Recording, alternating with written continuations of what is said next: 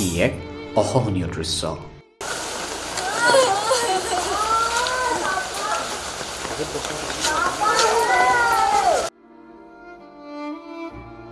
পিতৃয়ে উন্মুক্ত নলাত বিচাৰি ফুৰিছে সন্তানক। পাপা বুলি মাতি হাতখন এৰি হঠাৎ নোহোৱা হৈ গ'ল অবিনাশ।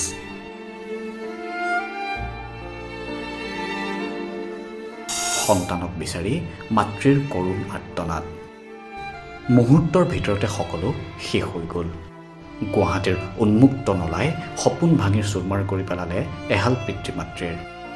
যাক লৈ সপোন দেখিছিল সিয়ে আজি নাইকিয়া হৈ থাকিল।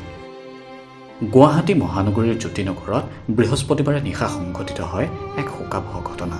ধাৰাসাৰ বৰষুণৰ মাজতে নলাত উটি গ'ল এটি শিশু। স্কুটাৰৰ পৰা নলাত পৰি পানীৰ সোঁতত উটি যায় 8 বছৰীয়া শিশুটি।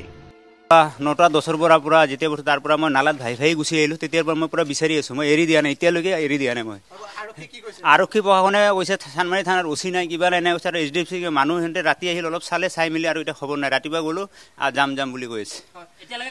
কোনো খবৰে নাই। থানালৈ গ'লোঁ মই। থানাই কৈছে ঠিক আছে হ'ব, আমি কৰি আছোঁ, কেনেকৈ কি কৰাৰ ব্যৱস্থা কৰি আছোঁ, এনেকৈ কৈছে। ৰাতি সিহঁতে আহিছিল, অলপ চাইছে, অলপ চাই মেলি সিহঁতে গুচি নাই। সিহঁতে নালাত HDFC মানুহ সোমাইছে, সিহঁতে চাইছে অলপমান, সিহঁতৰ লগত মই সোমাইছোঁ, এনেকৈ চালোঁ।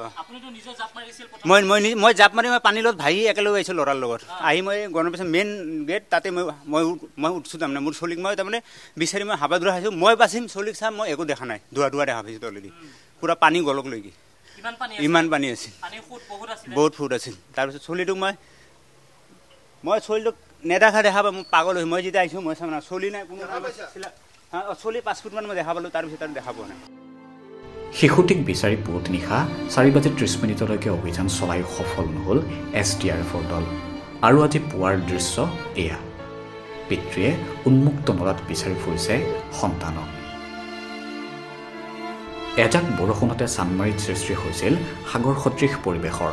জ্যোতিনগৰৰ মাজেৰে নুনমাটিৰ ঘৰলৈ গৈ আছিল পিতা পুত্ৰ।